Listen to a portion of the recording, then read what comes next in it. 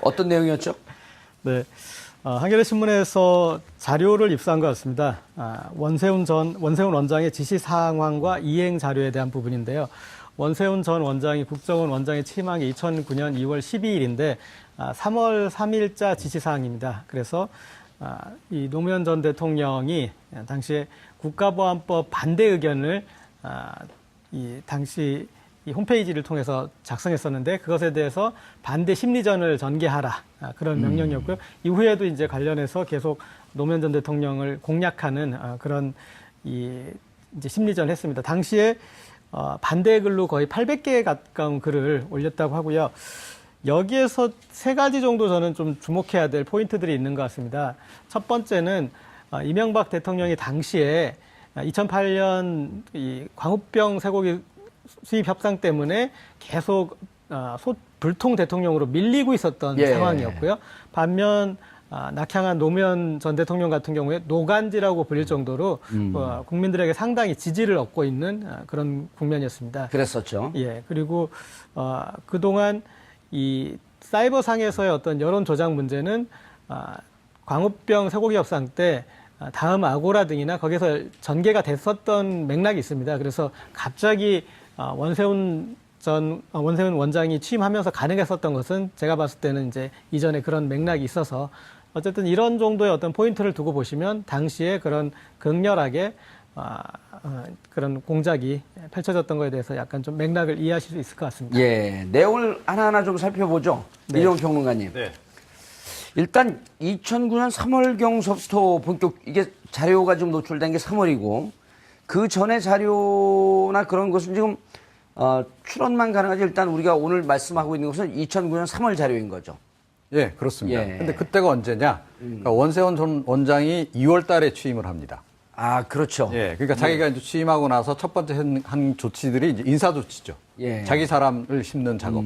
그거 하고 나서 제일 첫 번째 작전 지시라고 보시면 돼요. 그러니까 제일 첫 번째 작전 지시 대상이 그러니까 노무현 전 대통령이었던 거죠. 예. 그 결과 사실은 이게 노무현 전 대통령이 꼭 그것 때문만은 아니겠으나 어찌됐건 그 노무현 전 대통령이 이제 자살을 하는 상황까지 간다는 거죠. 예. 근데 그 시기가 이제 3월달 그 시기가 한참 노무현 전 대통령에 대한 수사가 막 진행될 그 순간이란 말이죠. 그러니까 그때 아주 작업을 집중적으로 진행을 한 겁니다. 그렇게 해서 결국 노 전 대통령을 이제 죽음으로 몰아가는 그것에 가장 결정적인 기여를 하게 되는 그런 작전들이 이루어진 것으로 일단 추정합니다. 그런데 원세훈 전 국정원장이 취임한 게 2월 12일이에요. 그리고 노무현 대통령께서 자신의 홈페이지에 사람 사는 세상에 글을 올린 건 3월 1일. 그럼 불과 시간은 한 17, 8일 정도밖에 안 됐는데 이러면은 국정원에 들어와서 이것을 지시했다 이렇게 보기보단 사전에 미리 충분히 준비하고 들어왔다? 사전 준비 작업은 물론 당연히 있었을 거라고 예. 보고요. 그러니까 제가 지난번에 한번 말씀드린 적이 있는데, 그러니까 이런 그 작전을 실행할 건지 말 건지, 이런 심리전을 전개할 건지 말 건지를 가지고 청와대 내에서도 상당히 약간 논란들이 좀 있었던 것으로 알고 있습니다. 그게 이제 아직 확인은 안 되고 있으나 예. 이야기는 들려와요. 자, 그래서 근데 이제 이명박 전 대통령의 의지가 굉장히 강했던 것 같고. 그리고 사실은 또 이제 그 일을 잘하기에 가장 적합한 인물로 고른 게 원세훈 전 원장이었던 거죠. 그러니까 원세훈 전 원장과 이명박 전 대통령 사이에서는 상당히 서로 이 얘기가 진행된 상황에서 그러니까 네가 가서 이렇게 좀 해라. 라고 이야기가 전개됐을 가능성이 높고요. 그리고 사실은 지금 중요한 축이 한 축이 빠져 있는데 이것과 동시에 진행된 것이 뭐냐면 민간인 불법 사찰입니다. 아하. 그거하고 이거하고 전혀 상관없는 것처럼 이렇게 지금 생각하시는 분들이 많을 텐데요. 이게 같은 그 맥락에서 전개가 되는 겁니다. 자, 그래서 김종익 씨 민간인 불법 사찰 그거 말씀하시는 예, 그거죠. 그러니까 이제 그 당시 총리실에 총리실 주관한 것으로 돼 있는데 총리실에서만 그 일을 했겠는가? 그러니까 국정원에서도 저는 그 일을 했을 것이다. 그러니까 심리전만 벌리지는 않고 실제로 뭐 민간인 불법 사찰의 상당 부분도 국정원이 담당했을 가능성이 높은데 그건 아직까지 은폐가 돼 있는 거죠. 예. 그러니까 지금 아직 우리가 지금 그 부분은 모르고 있는 부분인데 그 당시 청와대 쪽의 얘기를 들어보면 이 두 가지 문제가 함께 이야기가 돼서 함께 진행이 되었다라고 하는 얘기가 지금 일각에서 흘러나오고 있는 그런 상황입니다. 변호사님, 네. 지금 방금 이제 속보가 들어왔는데, 변론 제기를 안 한다고 하네요. 네. 변론 제기를 안 한다고. 일단 변론 제기 안 하는 그 문제는 지금 살펴볼까요? 아니면 변론 제기를 안 하는 이유가 뭐죠? 네, 일단 그 파기환송심인데요. 예. 2심 판결이 선고됐다가 대법원에서 파기환송됐습니다. 예. 다시 지금 2심 재판이 수년째 열리는 중이었는데요. 예. 일단 변론이 종결됐습니다. 즉 재판이 끝나고 이제는 그때까지 종결일까지 제출된 증거만 가지고 파기환송심이 판단을 하게 되는 그런 상태였는데요. 그래서 수요일에 판결이 선고되게 돼 있었죠. 예. 그런데 검찰에서 여러 가지 새로운 증거를 수집했으니 재판을 다시 열어달라. 증거를 검찰에서 요청을 한 거죠? 그게? 그렇습니다. 만약에 이번에 변론 재개 신청이 받아들여졌다면 재판이 공판기일이 다시 열립니다. 그래서 검찰이 증거를 제출하고요. 예. 그 증거를 조사한 다음에 유죄 판단의 증거를 쓸 수가 있는 것이죠. 그러면 지금 이 시점에서 이제 추정해 볼 수 있는 게 지금까지 나온 증거, 그러니까 그 지금 추가로 제출한 증거가 먼저 판결을 하는데 이 추가 증거 없어도 충분히 판결을 그 심리를 충분히 했고 충분히 판결할 수 있다.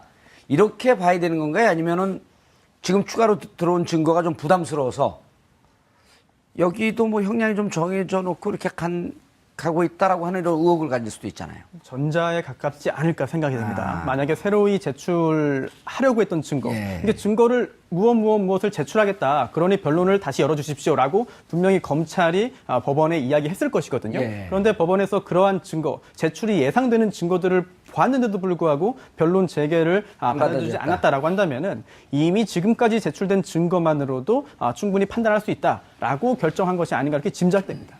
근데 이런 지금 오늘 한겨레 신문에 나온 내용만 봐도 무척 끔찍하고 과연 국정원이 국가를 위해서 일할 생각 안 하고 전임 대통령 찍어내리기만 했다? 근데 구형은 지금 4년 아니에요. 너무 네. 싼 거 아니에요? 그렇죠. 물론 징역 4년형이라고 한다면은 그거 자체만 놓고 볼 때는 가벼운 형이라고 하기는 어렵습니다. 하지만 중요한 거는요. 이재용 부회장 경우도 마찬가지겠습니다만 어떠한 행위를 했고 그에 대한 그 비난 가능성이 어느 정도인지를 구체적으로 봐야 되는데요. 예. 이재용 부회장에 대한 징역 5년형이 너무 낮은 거 아니냐라고 하는 비난 여론이 있는 것과 마찬가지로 원세훈 전 국정원장에 대해서도 이게 징역 4년형이라고 한다면은 이게 너무 낮은 형 아니냐라고 생각할 수 있습니다. 또 심지어 이 4년이라는 게 구형이거든요. 실제로 유죄 판결, 국정원법과 공선법 위반 모두 유죄 판결이 선고될지도 아직 의문이고요. 또 그렇게 된다 하더라도 과연 검사가 구형한 그런 형이 선고될 건지도 아직 잘 모르는 상황이거든요. 네. 그렇기 때문에 이번에 그 파기환송심의 재판부가 어떤 판단을 할지에 대해서 어떤 판단을 할지에 따라서 굉장히 반발 여론이 더욱더 거세질 가능성도 있어 보입니다. 예. 몇 부예요? 재판이?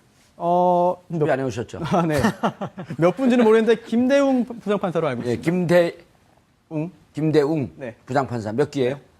제가 사실 연수원 기수에는 큰 관심이 없습니다.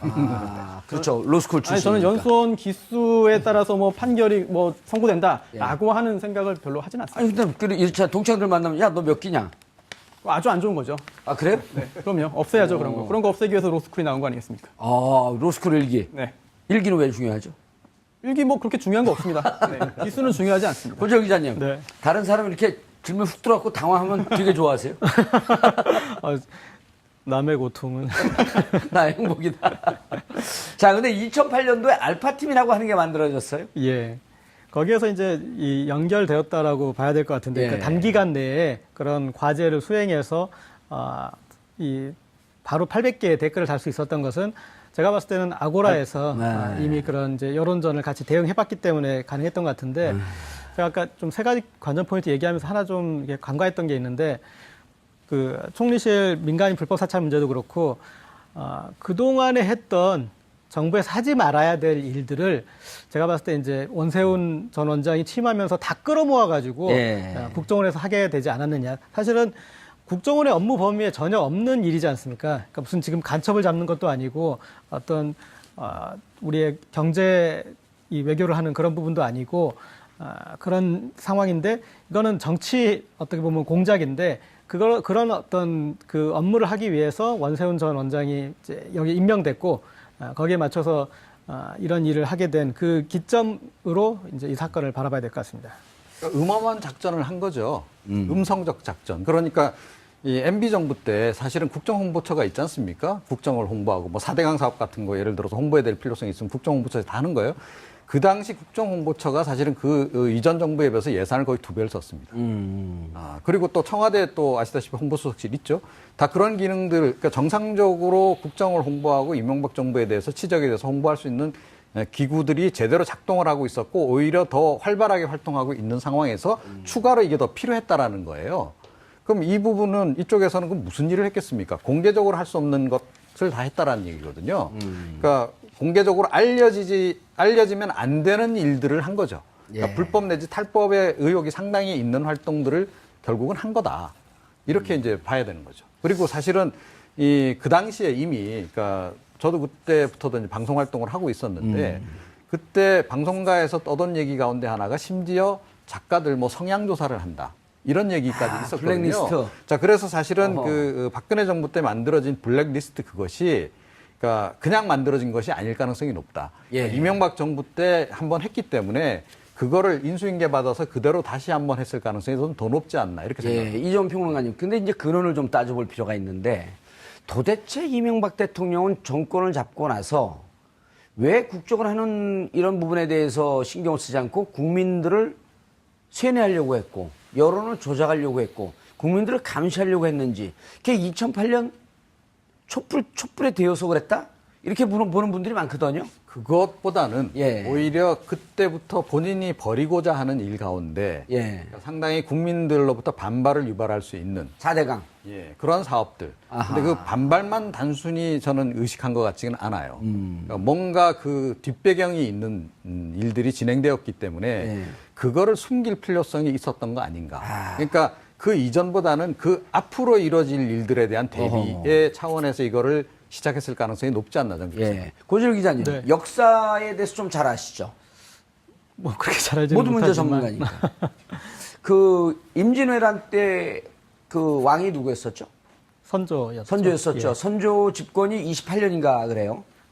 28년인가 그런데 도울 선생님의 책을 보면 MB를 선조에 비교하면서 왕이 즉위되자마자 임진왜란이 일어났고 그리고 임진왜란 때 도성을 버리고 도망가고 평양성에서 야반도주했고 평양성에서 도망가면서 백성들이 돌팔매를 하잖아요. 그러니까 28년 내내 백성들이 적으로 보였다.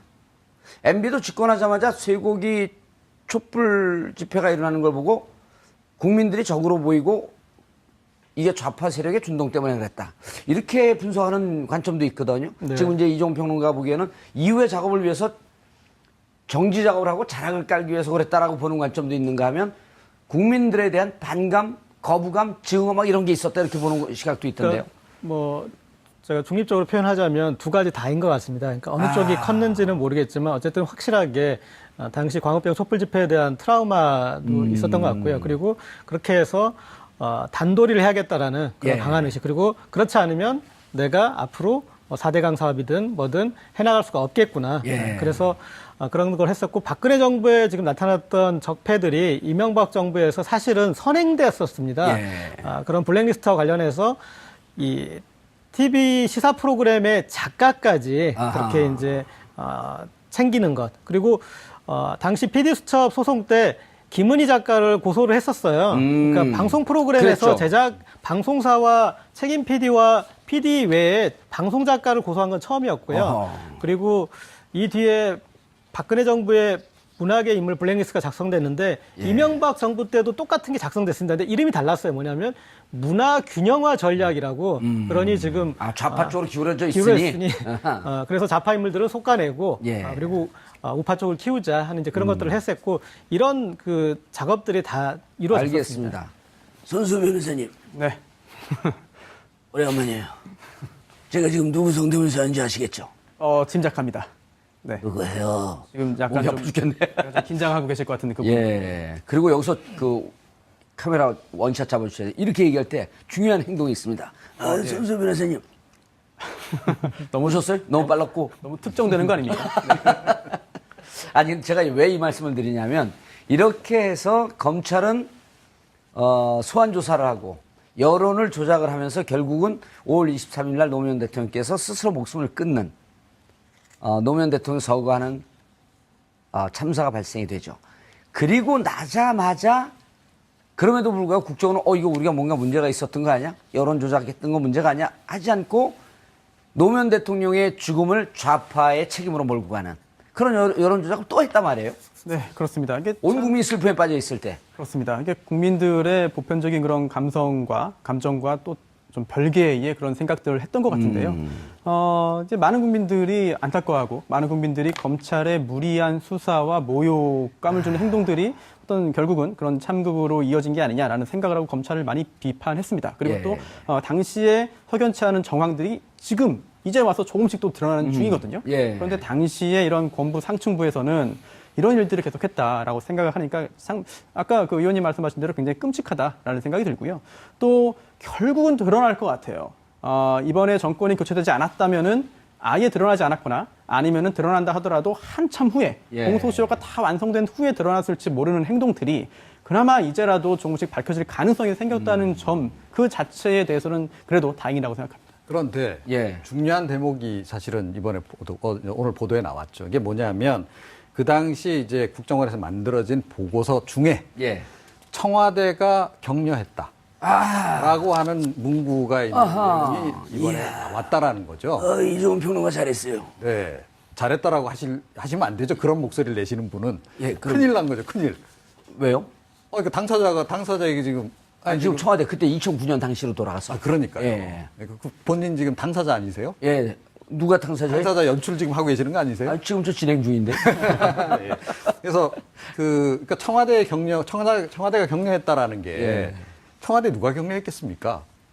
대통령이 격려한 거죠. 그래요? 결국은요. 그렇죠. 어디 뭐 저 행정관 이런 분들이 격려하지 않았을까요? 국정원장 참 잘했어. 그런 정도의 만약에 일이 있었는데 예. 그거를 보고서에 담는다? 그거는 있을 수 없는 일이죠. 그러니까, 대통령이 그러니까 VIP가 격려했다라는 표현을 쓸 수 없었기 때문에 예, 청와대가 격려했다. 청와대가 격려했다라고 순화시켜서 포함을 시킨 거죠. 자, 그런데 그 내용을 또 뺄 수는 없었던 것이 대통령이 격려했기 때문에 그냥 넘어갈 수 없었던 겁니다. 만약에 뭐 수석 정도가 뭐 격려했다 그러면 보고서에 국정원 보고서에 아예 안 넣죠.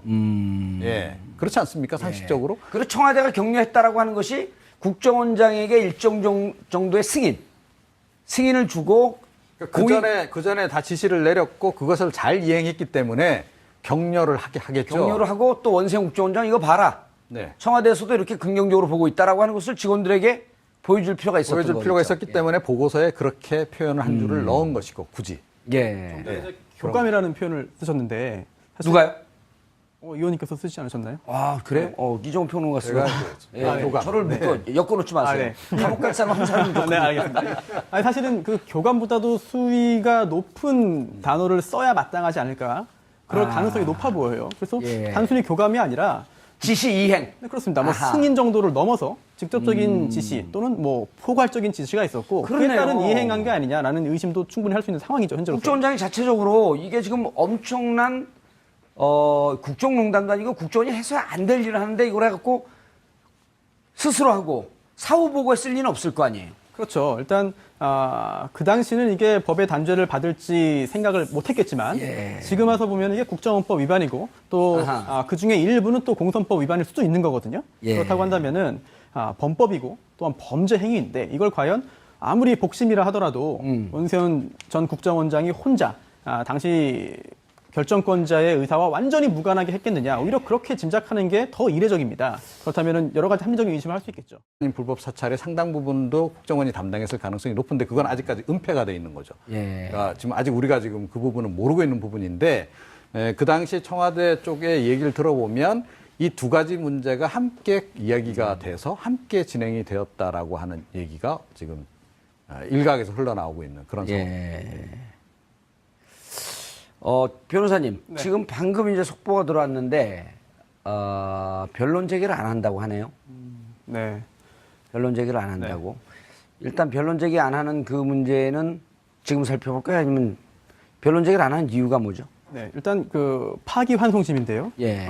2심 판결이 선고됐다가 대법원에서 파기환송됐습니다. 예. 다시 지금 2심 재판이 수년째 열리는 중이었는데요. 예. 일단 변론이 종결됐습니다. 즉 재판이 끝나고 이제는 그때까지 종결일까지 제출된 증거만 가지고 파기환송심이 판단을 하게 되는 그런 상태였는데요. 그래서 수요일에 판결이 선고되게 돼 있었죠. 예. 그런데 검찰에서 여러 가지 새로운 증거를 수집했으니 재판을 다시 열어달라. 증거를 검찰에서 요청을 한 거죠. 그게? 그렇습니다. 만약에 이번에 변론 재개 신청이 받아들여졌다면 재판이 공판기일이 다시 열립니다. 그래서 검찰이 증거를 제출하고요. 예. 그 증거를 조사한 다음에 유죄 판단의 증거를 쓸 수가 있는 것이죠. 그러면 지금 이 시점에서 이제 추정해 볼 수 있는 게 지금까지 나온 증거, 그러니까 그 지금 추가로 제출한 증거가 먼저 판결을 하는데 이 추가 증거 없어도 충분히 판결을 그 심리를 충분히 했고 충분히 판결할 수 있다. 이렇게 봐야 되는 건가요? 아니면은 지금 추가로 들어온 증거가 좀 부담스러워서 여기도 뭐 형량이 좀 정해져 놓고 이렇게 가고 있다라고 하는 이런 의혹을 가질 수도 있잖아요. 전자에 가깝지 않을까 생각이 됩니다. 만약에 새로이 제출하려고 했던 증거, 예. 이게 증거를 무엇을 제출하겠다. 그러니 변론을 다시 열어주십시오라고 분명히 검찰이 법원에 이야기했을 것이거든요. 예. 그런데 법원에서 그러한 증거, 제출이 예상되는 증거들을 보았는데도 불구하고 변론 재개를 받아주지 받아들였다. 않았다라고 한다면은 이미 지금까지 제출된 증거만으로도 충분히 판단할 수 있다라고 결정한 것이 아닌가 이렇게 짐작됩니다. 근데 이런 지금 오늘 한겨레 신문에 나온 내용만 봐도 무척 끔찍하고 과연 국정원이 국가를 위해서 일할 생각 안 하고 전임 대통령 찍어내리기만 했다? 근데 구형은 지금 4년 아니에요. 너무 네. 싼 거 아니에요? 그렇죠. 물론 징역 4년형이라고 한다면은 그거 자체만 놓고 볼 때는 가벼운 형이라고 하기는 어렵습니다. 하지만 중요한 거는요. 이재용 부회장 경우도 마찬가지겠습니다만 어떠한 행위를 했고 그에 대한 그 비난 가능성이 어느 정도인지를 구체적으로 봐야 되는데요. 예. 이재용 부회장에 대한 징역 5년형이 너무 낮은 거 아니냐라고 하는 비난 여론이 있는 것과 마찬가지로 원세훈 전 국정원장에 대해서도 이게 징역 4년형이라고 한다면은 이게 너무 낮은 형 아니냐라고 생각할 수 있습니다. 또 심지어 이 4년이라는 게 구형이거든요. 실제로 유죄 판결, 국정원법과 공선법 위반 모두 유죄 판결이 선고될지도 아직 의문이고요. 또 그렇게 된다 하더라도 과연 검사가 구형 어쨌든 이런 정도의 어떤 포인트를 두고 보시면 당시에 그런 극렬하게 그런 공작이 펼쳐졌던 것에 대해서 약간 좀 맥락을 이해하실 수 있을 것 같습니다. 예. 내용을 하나하나 좀 살펴보죠. 이종 평론가님. 네.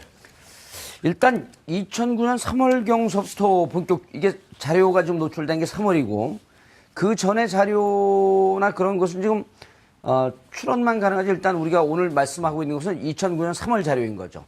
예, 그렇습니다. 예. 근데 그때가 언제냐? 그러니까 원세훈 전 원장이 2월 달에 취임을 합니다. 아, 그렇죠. 예, 그러니까 자기가 이제 취임하고 나서 첫 번째 한 조치들이 이제 인사 조치죠. 예. 자기 사람을 심는 작업.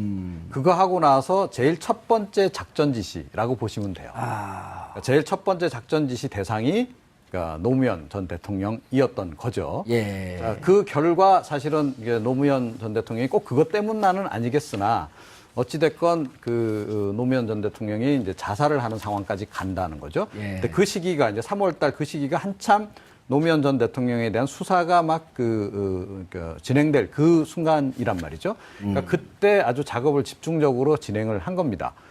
그렇게 해서 결국 노 전 대통령을 이제 죽음으로 몰아가는 그것에 가장 결정적인 기여를 하게 되는 그런 작전들이 이루어진 것으로 일단 추정합니다. 그런데 원세훈 전 국정원장이 취임한 게 2월 12일이에요. 그리고 노무현 대통령께서 자신의 홈페이지에 사람 사는 어떤 내용이었죠? 네. 한겨레 신문에서 자료를 입수한 것 같습니다. 원세훈 원장의 지시 사항과 이행 자료에 대한 부분인데요. 원세훈 전 원장이 국정원 원장에 취임한 게 2009년 2월 12일인데 3월 3일자 지시 사항입니다. 그래서 이 노무현 전 대통령이 당시에 국가보안법 반대 의견을 이 당시 이 홈페이지를 통해서 작성했었는데 그것에 대해서 반대 심리전을 전개하라 그런 명령이었고요. 이후에도 이제 관련해서 계속 노무현 전 대통령을 공략하는 그런 이제 심리전을 했습니다. 당시에 반대 글로 거의 800개에 가까운 글을 올렸다고 하고요. 여기에서 세 가지 정도 저는 좀 주목해야 될 포인트들이 있는 것 같습니다. 첫 번째는 이명박 대통령이 당시에 2008년 이 광우병 쇠고기 수입 협상 때문에 계속 불통 대통령으로 밀리고 있었던 상황이었고요. 반면 낙향한 노무현 전 대통령 같은 경우에 노간지라고 불릴 정도로 국민들에게 상당히 지지를 얻고 있는 그런 국면이었습니다. 그랬었죠. 예, 그리고 그동안 이 사이버상에서의 어떤 여론 조작 문제는 광우병 쇠고기 협상 때 다음 아고라 등이나 거기서 전개가 됐었던 맥락이 있습니다. 그래서 갑자기 원세훈 원세훈 원장이 취임하면서 가능했었던 것은 제가 봤을 때는 이제 이전에 그런 맥락이 있어서 라는 세상에 글을 올린 건 3월 1일. 그럼 불과 시간은 한 17, 8일 정도밖에 안 됐는데 이러면은 국정원에 들어와서 이것을 지시했다 이렇게 보기보단 사전에 미리 충분히 준비하고 들어왔다? 사전 준비 작업은 물론 당연히 있었을 거라고 예. 보고요. 그러니까 제가 지난번에 한번 말씀드린 적이 있는데, 그러니까 이런 그 작전을 실행할 건지 말 건지, 이런 심리전을 전개할 건지 말 건지를 가지고 청와대 내에서도 상당히 약간 논란들이 좀 있었던 것으로 알고 있습니다. 그게 이제 아직 확인은 안 되고 있으나 예. 그 말은 이야기는 들려와요. 자, 그래서 근데 이제 이명박 전 대통령의 의지가 굉장히 강했던 것 같고. 그리고 사실은 또 이제 그 일을 잘하기에 가장 적합한 인물로 고른 게 원세훈 전 원세훈이다. 원장이었던 거죠. 아하. 그러니까 원세훈 전 원장과 이명박 전 대통령 사이에서는 상당히 서로 이 얘기가 진행된 상황에서 그러니까 네가 가서 이렇게 좀 해라. 라고 이야기가 전개됐을 가능성이 높고요. 그리고 사실은 지금 중요한 축이 한 축이 빠져 있는데 이것과 동시에 진행된 것이 뭐냐면 민간인 불법 사찰입니다. 아하. 그거하고 이거하고 전혀 상관없는 것처럼 이렇게 지금 생각하시는 분들이 많을 텐데요. 이게 같은 그 맥락에서 전개가 되는 겁니다. 자, 김종인 씨 민간인 불법 사찰 그 말씀. 예, 그거죠. 그러니까 이제 그 당시 총리실에 예, 총리실 산하에서. 주관한 것으로 돼 있는데 총리실에서만 그 일을 했겠는가? 아하. 그러니까 국정원에서도 저는 그 일을 했을 것이다. 그러니까 심리전만 벌이질 않고 실제로 뭐 민간